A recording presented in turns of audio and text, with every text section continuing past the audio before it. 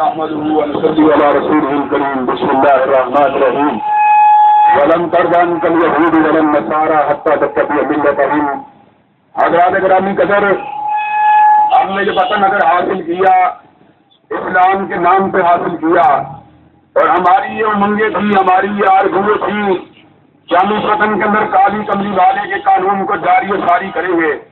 لیکن یہ بڑے دکھ کی بات ہے کہ ہمیں پاکستان سے لے کے آج کے دن تک ہمیں ہر دور میں غدار حکمران ملے جنہوں نے کبھی پاکستان کی پشت میں خنجر کو گھونپا، کبھی سکوتے ڈھاکہ جیسی وارداتوں کا ارتکاب کیا، کبھی لال مسجد کے اندر مسلمانوں کے لہو سے ہولی کو کھیلا اور کبھی افغانستان میں بمباری کے لیے اپنی پیسوں کو غیروں کو فراہم کیا. لیکن حضرات گرامی قدر دکھ کی بات یہ ہے کہ ماضی قریب میں امریکہ مسلسل پاکستان میں جارحیت کا ارتکاب کر رہا ہے. ہم مسلسل اس بات کو دیکھ رہے ہیں، کبھی وانا میں، کبھی وزیرستان میں، کبھی سوات میں امریکی ڈرون حملوں کے نتیجے کے اندر ہزاروں کی تعداد میں مسلمان شہید ہو رہے ہیں. لیکن ہمارے حکمران اس انداز کے اندر خاموش تماشائی بنے بیٹھے ہیں کہ وہ ٹس سے مس بھی نہیں ہوتے.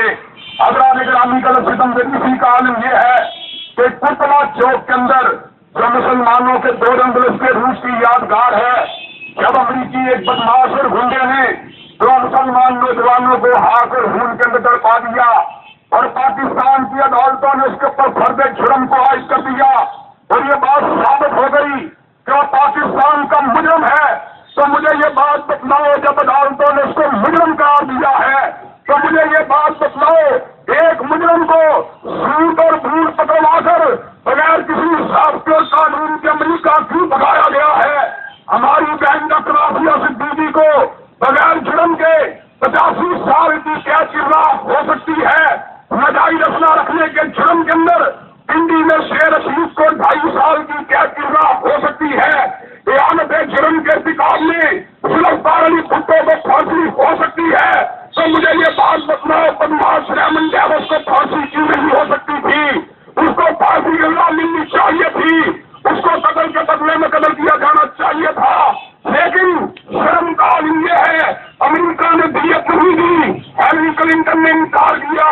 سرکاری یہ بات کہتا ہے میں نے اپنے جیبے ہاتھ سے ان کی معاونت کی ہے اور قاتل کی مدد اس کا رشتے دار کرتا ہے، اس کا عزیز کرتا ہے. سرکاری نے اس بات کو ثابت کر دیا ہے وہ مقتولوں کا رشتے دار نہیں بلکہ قاتلوں کا رشتے دار ہے.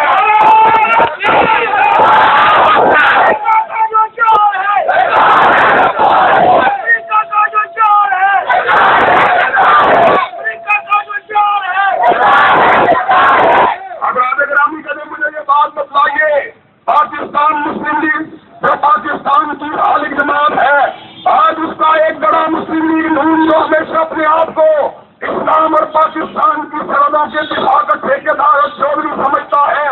جب ریمنڈ ڈیوس کو رہا کیا جا رہا تھا تو اس کا صوبائی وزیر قانون اس بات کا بیان دے رہا تھا کہ دیت کے قانون کی روشنی میں ریمنڈ ڈیوس کو آزاد کیا جا سکتا ہے. جماعت کے اندر عالم یہ تھا، ہم نے اس بات کا مشاہدہ کیا.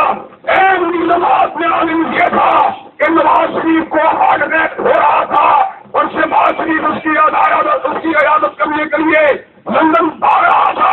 ہم یہ بات سمجھتے ہیں یہ ہارٹ اٹیک نہیں تھا بلکہ امریکہ کا اٹیک تھا. اور ہم یہ بات سمجھتے ہیں ان شریفوں کو غداری کے ساتھ ساتھ پاکستان سے غداری کے لیے